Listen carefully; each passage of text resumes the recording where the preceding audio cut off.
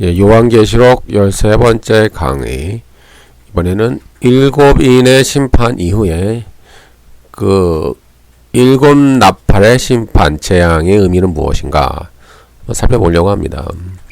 이 일곱째 인 맨 끝에서 그 일곱째 인에 일곱 나팔의 재앙이 포함되어 있죠. 거기서 파생되어 나오는 거예요. 그래서 일곱인의 이제 4분의 1의 재앙에서 3분의 1로 이제 확대가 되고 있죠.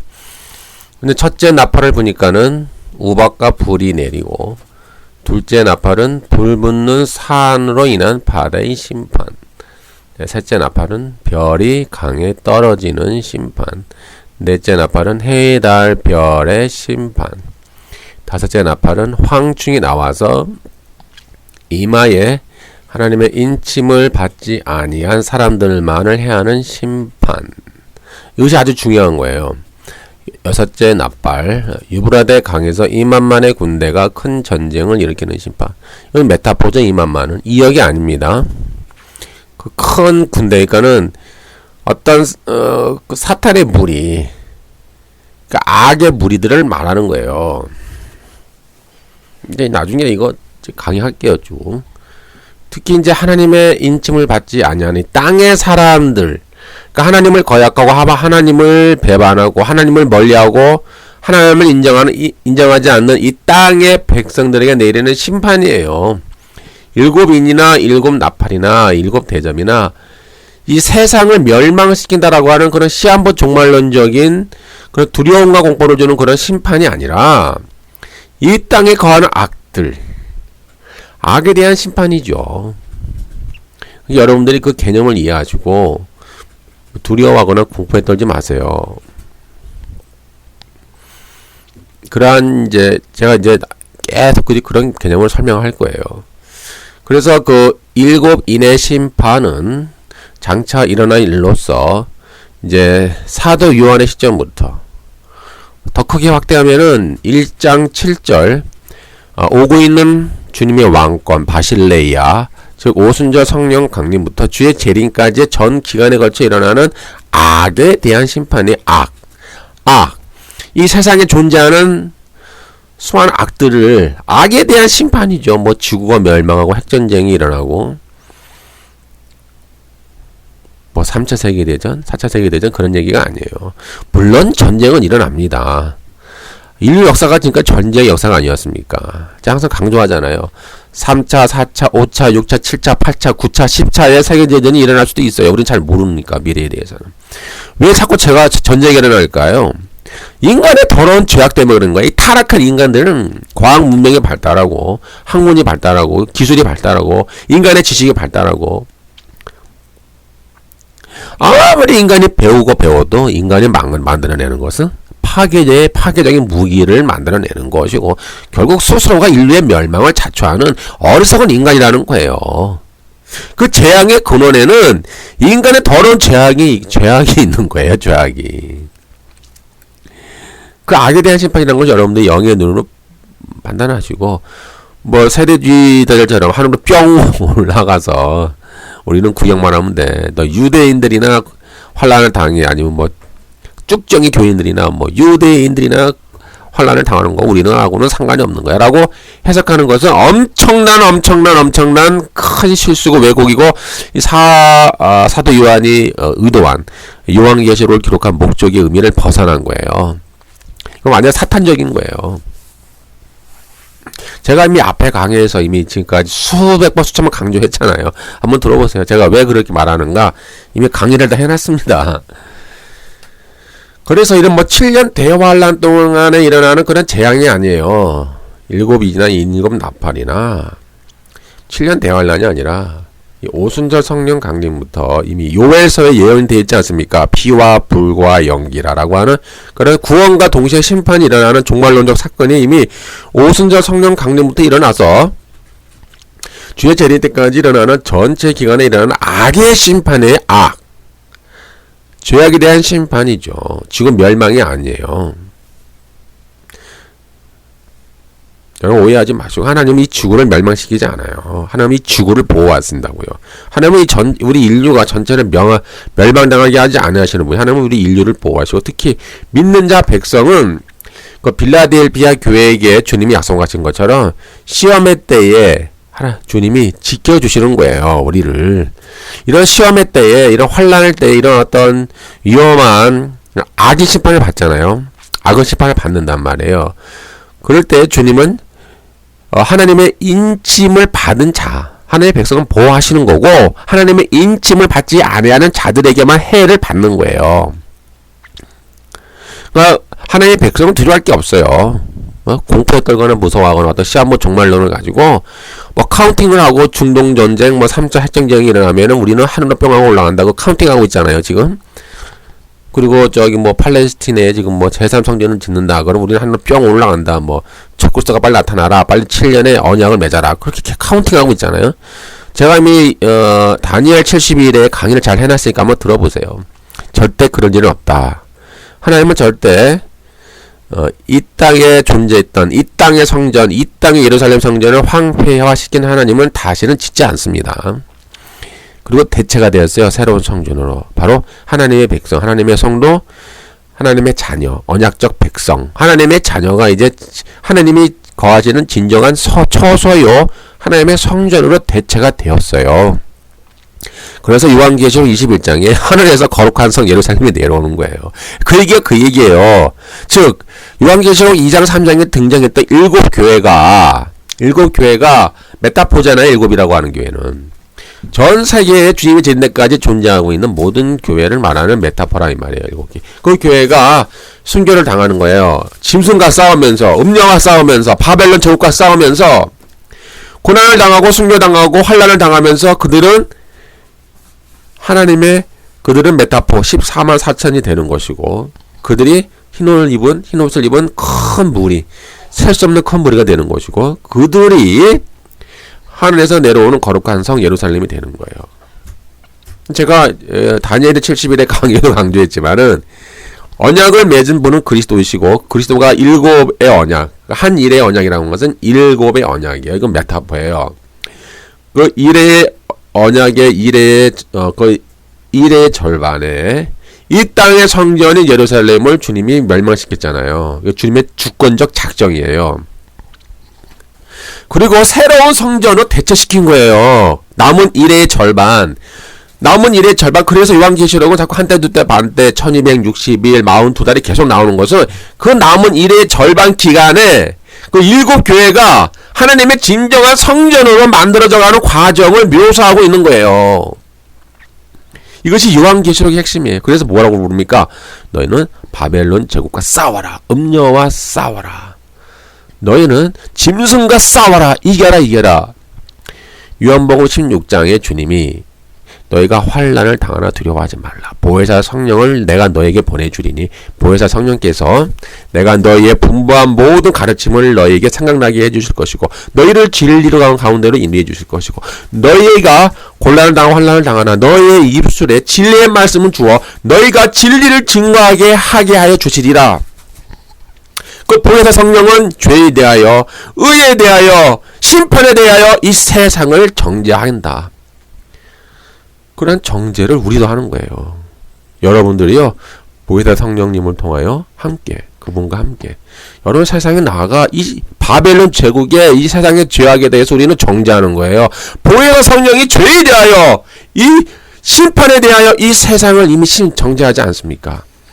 마찬가지예요. 우리 요한계시록은 그 요한복음 16장의 말씀을 이어받아서 쓰는 거예요.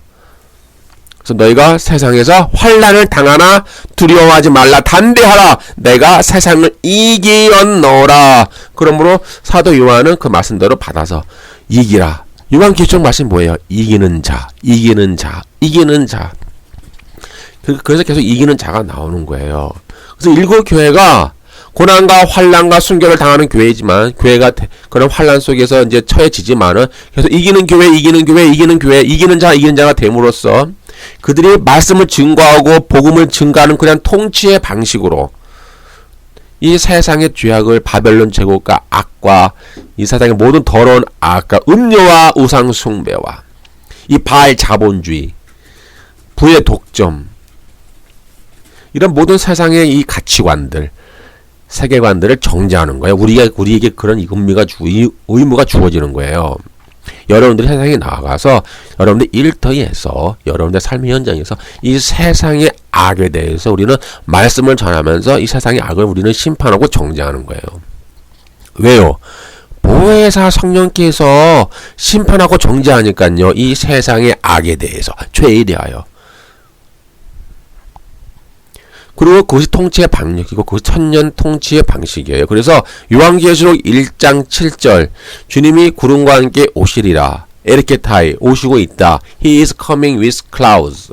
왕권을 받아서 다시 오시는 주님, 바실레야 킹덤이 오고 있는 거예요. 그래서 우리 주의 백성들, 특히 일곱 교회는 그런 이 세상의 죄악을 심판하고 정지하는 방식으로, 또 말씀을 증거하고 전하는 방식으로, 그리고 이 세상에 존재하는 바벨론 제국과 음녀와 짐승과 싸우는 방식으로, 이기는 방식으로 천년 통치를 우리는 이루어가고 있는 거예요. 그래서 천년 통치는 이미 시작된 거예요. 제가 강조했잖아요. 요한계시록 1장 7절부터 구름을 타고 오시는 주의 왕권, 에르케타이, 오고 있는 주의 왕권, 킹덤. 제가 이미 강의해놨으니까 한번 들어보시고 블로그에도 글이 있으니까 한번 보세요. 천년 통치는 이미 시작됐어요. 그 통치의 방식은 번영의 왕국, 번영의 통치의 방식이 아니라 그것은 사탄의 신학이에요. 요한계시록뿐만 아니라 신약 전체를 눈뜨고 봐도 번영의 왕국과 번성과 행복과 그런 의미의 왕국의 개념도 없고요. 통치의 방식 개념도 없어요. 우리의 통치의 방식은 왕 같은 제사장, 왕의 또 제사장으로서 왕의 또 역할을 하는 것은 세상의 죄악과 싸우는 방식, 말씀을 증거하는 방식으로, 짐승과 이기는 방식으로, 또 제사장의 역할은 그 악과 더러운 가치관이 있는 그것을 거룩하게 하는 방식으로, 그런 제사장의 삶의 역할을 하는 방식으로 우리는 통치를 지금 하고 있는 거예요. 주의 재림 때까지. 그것이 천년 통치를 의미하는 거예요. 제가 이미 앞에 다 강의했어요. 지금 재방송하는 거예요. 잠깐. 그리고 나중에 이제 천년 통치는 무엇인가 다시 한번 아주 강의할 때가 있을 겁니다. 그때 또 한번 강력하게 다시 한번 이제 강의를 하려고 그래요. 다시 이제 일곱 나팔 심판으로 돌아오면은 이토록 이제 일곱인에는 일곱 나팔이 있고 일곱 나팔 끝에는 또 일곱 대접이 있잖아요. 그래서 순차적으로 일어나는 사건이 아니라 이것은 나선형 구조로서 일곱인 안에 포함되어 있으면서 겹겹이 에워싸여 있는 구조이며 이것은 어떤 지속적 반복과 지속적 점진적 강화되는 방법으로 전 인류의 역사에 주님 재림 때까지 일어나는 하나의 악에 대한 심판의 메타포가 되는 거예요. 왜냐하면은 이미 오순절 성령 강림부터 종말이 시작되었고 주의 재림 때까지 우리는 지금 종말 시대를 살아가고 있는 것이며 이미 사도 베드로가 사도행전 2장에서 성령 강림 사건 이후에 요해서를 인용하면서 너에게 이미 말세가 시작되었다.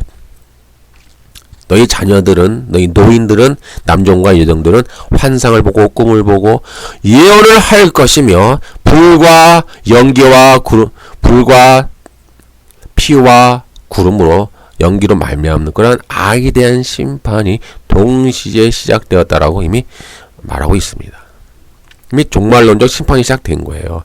그래서 그것을 요한계시록이 계속 이런 일곱인, 일곱 나팔, 일곱 대접에 일어난 어떤 구조 시스템을 통하여 악에 대한 지속적인 심판이 이루어지고 있고 또 주님의 재림 때는 절정에 달하는 거예요. 주님의 재림 때는 이제 완전한 절정에 달아서 주님이 모든 악을 완전히 철저하게 심판하고 영원한 불못에 던져 넣는 그런 둘째 사망의 심판을 가는 것을 이제 전망을 내다보고 있는 거예요. 따라서 이러한 일곱 나팔, 일곱 대접의 심판은 일곱째 인 안에 심판이 포함되어 있으면서 아마겟돈 심판까지 점점 반복적으로 강화되는 양상으로 나타내고 있는 것이에요. 그리고 이런 일곱인의 심판은 세상을 멸망시키는 심판이 아닙니다. 두려워하면 안 돼요. 하나님은 자신의 백성을 보호해 주시는 거예요. 악에 대한 심판이지 인류를 멸망시키고 지구를 멸망시키는 그러한 심판이 아니니까 오해는 하지 마세요.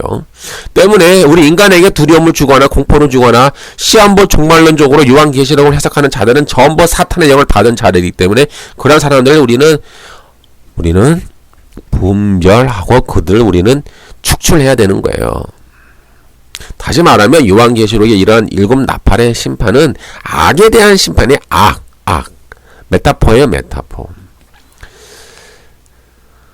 이런 점에서 공포와 두려움을 주는 그런 시한부 종말론은 사탄에서 온 것이며 이건 잘못된 이단적인 사상이기 때문에 여러분들이 늘 주의해야 되고요. 그리고 제가 항상 강조하는 게 이 7인, 7 나팔, 7 대접의 심판은 666의 구조예요. 시스템이요. 666은 짐승의 이름이고 짐승의 수고 사람의 이름이잖아요. 사람의 수잖아요. 그 짐승을 지금 심판하는 구조가 666의 구조니까 이것은 영적인 메타포라 이 말이에요.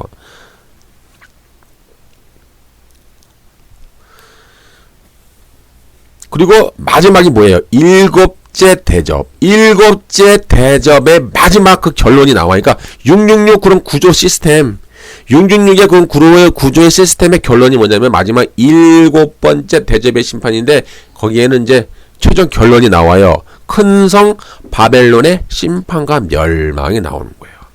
이 큰 성 바벨론은 하나의 메타포잖아요. 당시 로마 제국이고요. 또 오늘날 우리에게도 영원한 바벨론 제국이 살아있어요. 여기 살아있잖아요. 자본주의를 통하여 부의 독점을 통하여 만몬 숭배를 통하여 섹스와 타락의 문화를 통하여 권력 추구 만몬 추구 경제 권력 정치 권력을 추구하는 이런 모든 권력 시스템 안에 이미 바벨론 제국이 들어있는 거예요. 그 향락 문화 인간을 상품화하고 인간을 도구화하고 인간을 지배하고 인간의 영혼을 사고 팔잖아요. 모든 윤리의 가치관이 상대적으로 변화되었고 바벨론 제국은 지금 팍스 로마가 번영과 평화를 약속하는 것처럼 지금도 마찬가지요. 지금도 존재하는 이 바벨론 제국은 모든 이 지구 세상에 있는 인간들에게 번영과 행복을 약속하지 않습니까? 인간은 번영한다. 인간은 잘 될 것이다. 인간의 문명은 최고의 절정에 달할 것이다. 번영과 행복을 약속하는 그런 번영은 전부 바벨론 제국에서 나오는 거예요. 그리고 하나님은 결론적으로 이제 마지막 7번째 대접에서 이러한 바벨론 제국과 음녀와 땅의 짐승과 바다의 짐승을 한꺼번에 멸망시키는 구조로서 결론으로 도출이 되는 거예요. 여러분들에서 16장 17절 7제가 그 대접을 결론이죠. 그러니까 666의 결론이 7번째 대접이 되는 거예요. 그러니까 666의 구조로 666인 이 사탄과 이 짐승과 바벨론 제국과 음녀와 이 모든 악들을 이제 동시에 심판을 하는 거예요. 그래서 7제가 그 대접을 공기 가운데 쏟음에 큰 음성이 성전에서 보좌로부터 나서 가로되 되었다 하니 되었다가 뭐예요? 끝났다 이제 그런 뜻이 모든 심판의 결론은 이제 끝났다. 이제 모든 심판은 끝났다. 완성되었다는 거예요. 그래서 되었다 하니 그 말이 나오는 거예요.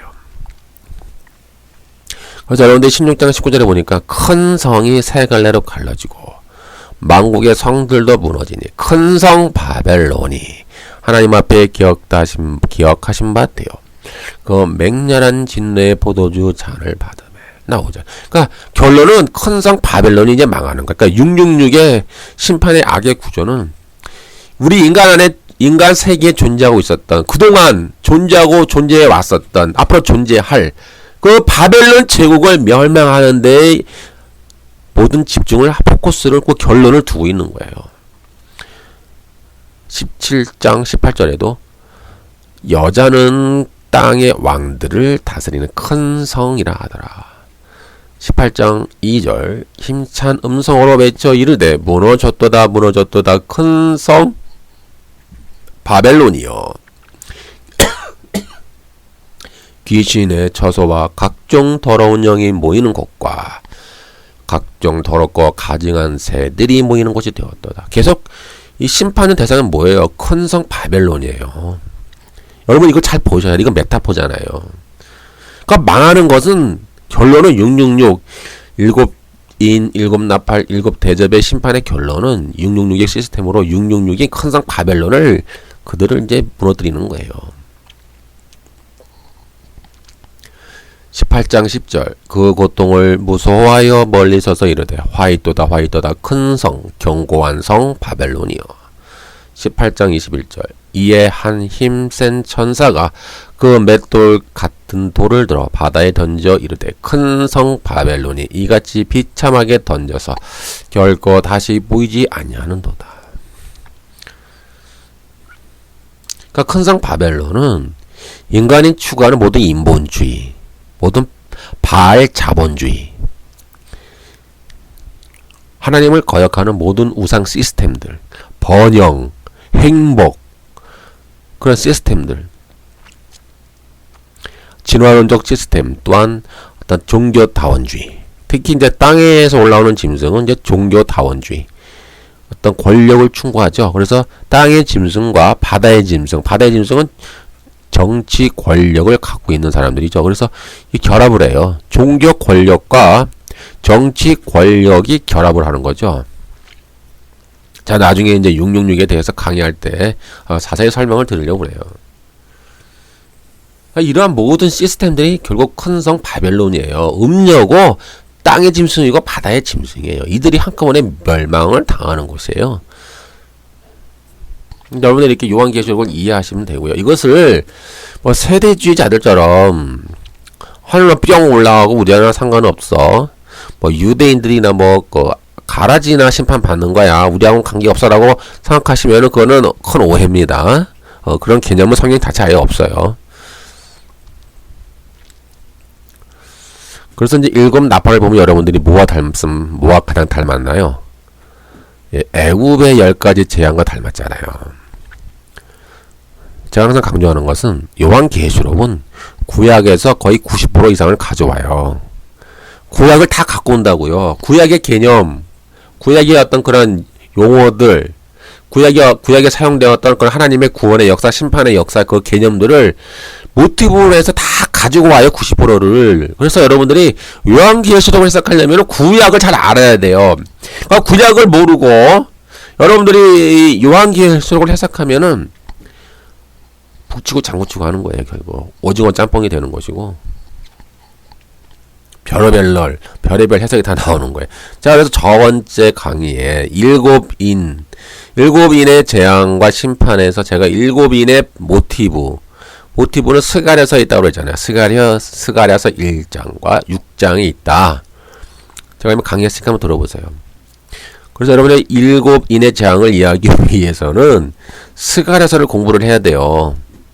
그렇지 않으면 헛소리를 한다니까요. 신말이 누구야? 메시아야? 아니면 적그리스도야? 누구야? 그 붉은 말은 뭐야? 빨갱이야? 공산당이야? 무슨 전쟁이야? 이런 헛소리를 하고 하는 거예요. 구약을 모르니까는 자꾸 인간의 상상력으로 스토리를 써가는 거야. 스토리를 쓰고 만들어가는 거. 상상력을 동원해서. 그러니까 온갖 개소리가 나오는 거예요. 온갖 잡소리가 나오고 온갖 헛소리가 나오는 거예요.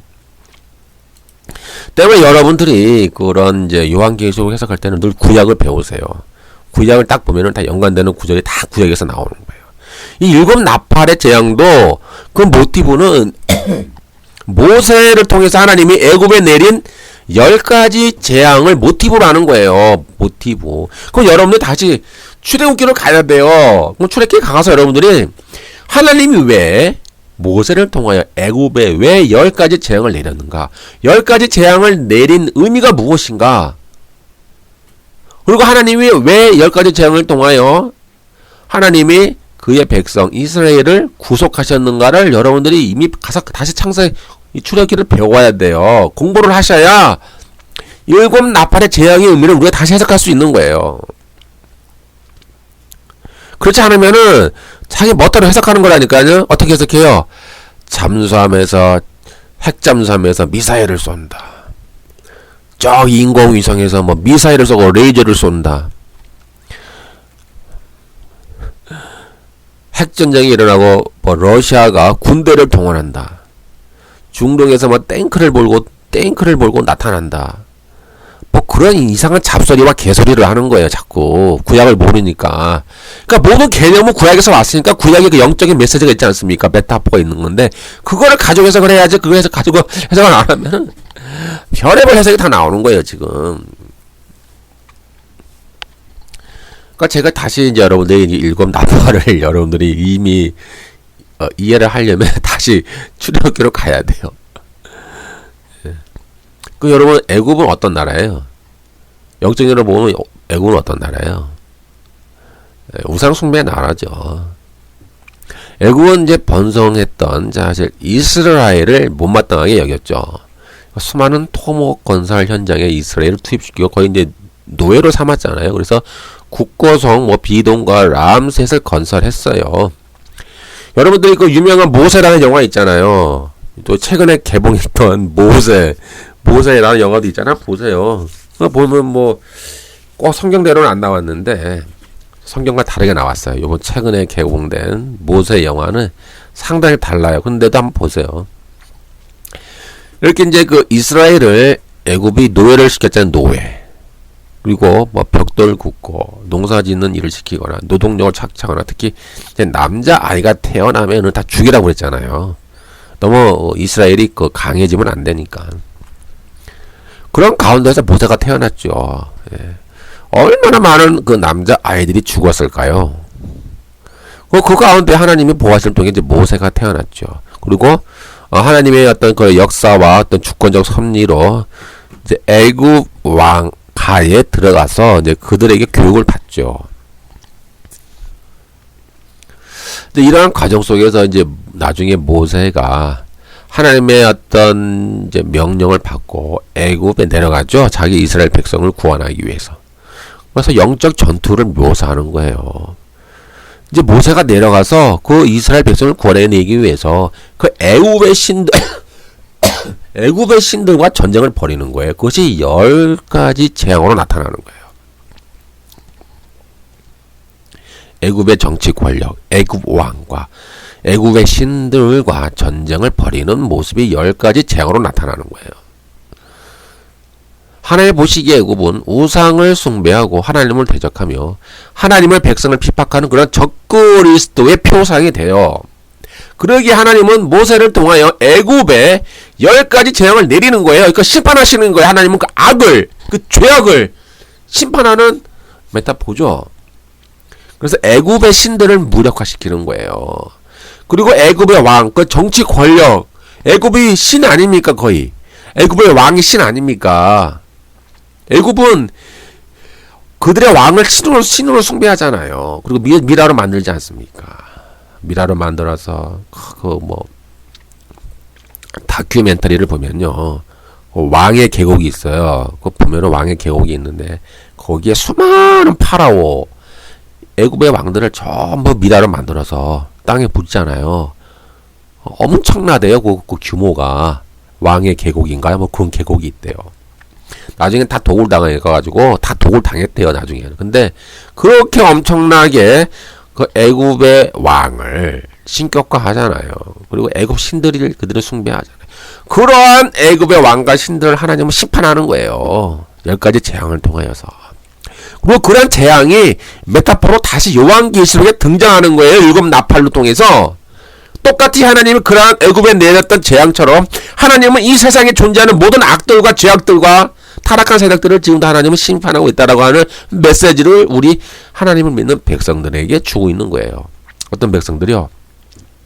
고난당하는 백성들에게, 고난당하는 교회, 순교당하는 교회, 환난당하는 교회에게 지금 위로의 메시지를 주는 거예요. 너희는 두려워하지 마라. 너희는 희망을 갖고 용기를 가져라. 하나님이 지금도 저 악을 심판하고 있지 않니? 믿음을 가져라. 믿음을 가져라. 이겨라 라는 메시지를 계속 7 나팔의 재앙을 통해서 위로를 주는 거예요. 위로와 용기와 희망을 주고 그들에게 다시 끝까지 너희는 믿음을 놓지 말고 포기하지 말고 계속해서 너희는 싸워라. 바벨론 제국과 싸워라. 음녀와 싸워라. 짐승과 싸워라. 사탄과 싸워라.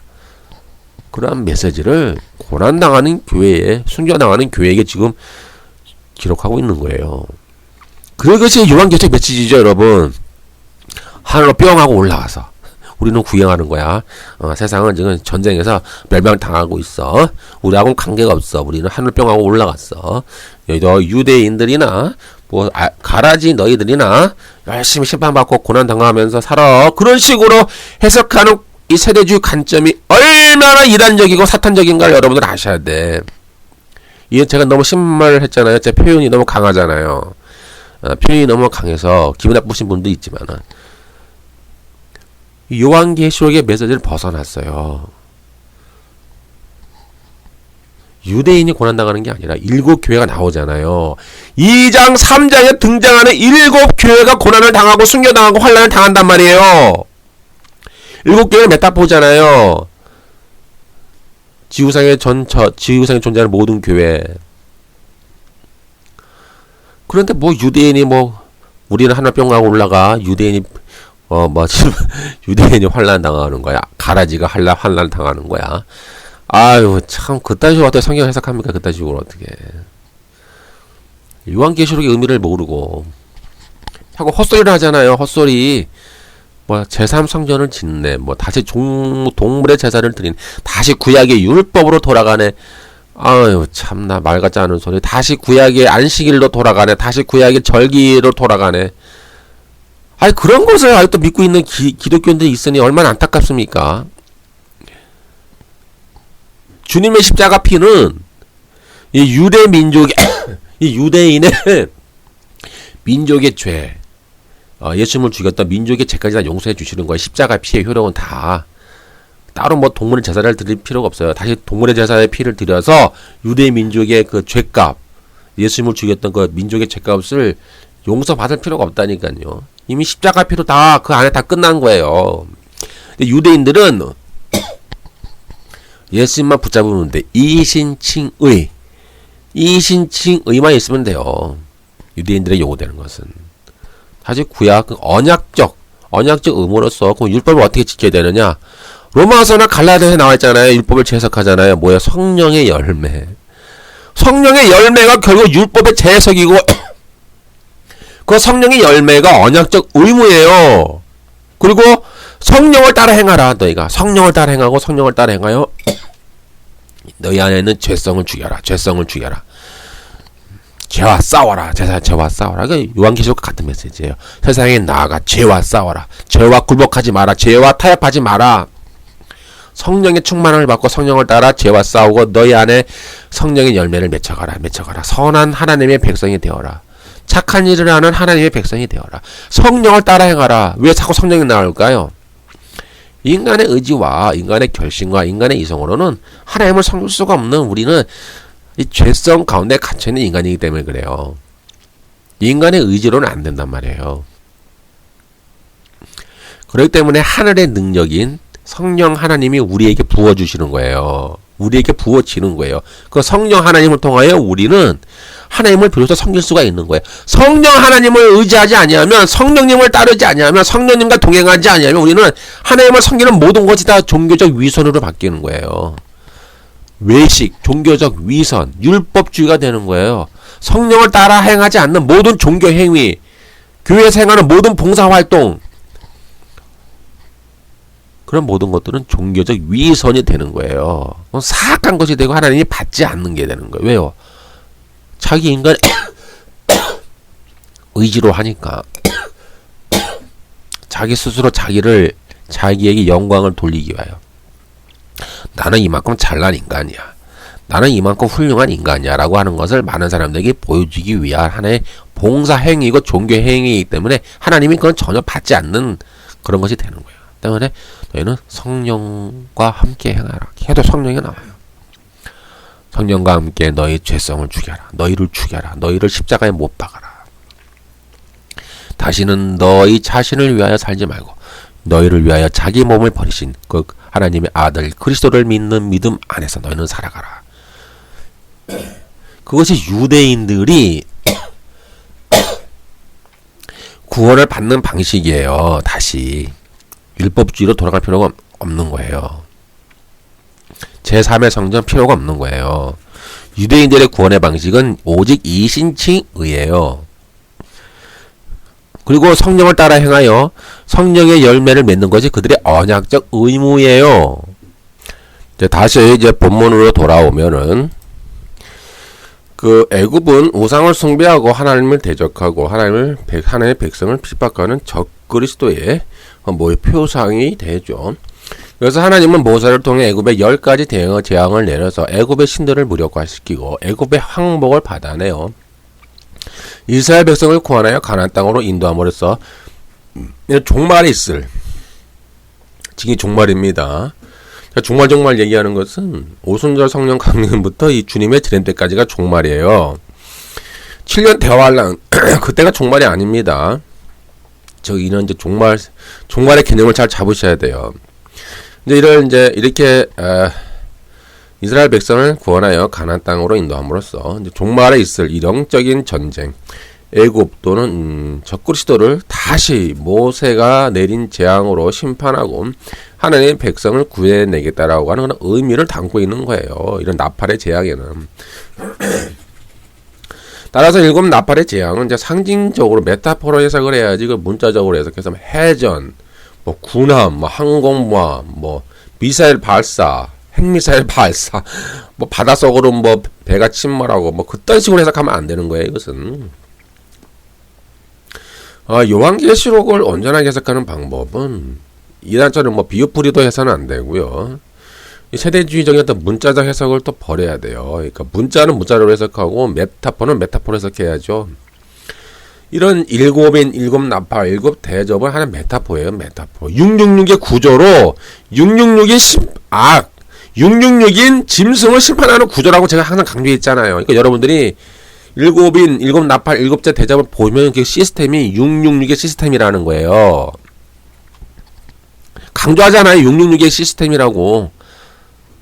이걸 이해하지 못하니까 맨날 미사일 쏘고 핵전쟁이 일어나고 배가 침몰하고 항공모함 비행기가 날아다니고 탱크가 가고 중동에서 이영명의 군사가 출동하고 있고 그딴 식으로 해석을 하는 거예요. 지금 메타포를 이해 못하니까. 그러니까 다시 말하면 사도 요한은 지금 출애굽기에 그 사건을 지금 가지고 와서 그 10가지 재앙을 가지고 다시 7 나팔의 재앙으로 재해석을 해서 지금 영적인 이러한 전쟁을 통하여 하나님은 이 세상에 존재하는 바벨론 제국과 짐승과 음녀를 심판하고 있다라고 하는 것을 주님 말씀하고 계시는 거예요. 지금도 심판하고 있고 주님의 재림 때까지 계속 심판하며 주님의 재림 때 절정에 달하는 거. 그럼 완전한 멸망과 심판을 당한다는 거예요. 여러분들이 잠깐 이제 애굽에 내린 10가지 재앙을 봐야 돼요. 여기 보면은 첫 번째 재앙을 보면은 물이 피가 되죠. 두 번째는 개구리가 올라와요.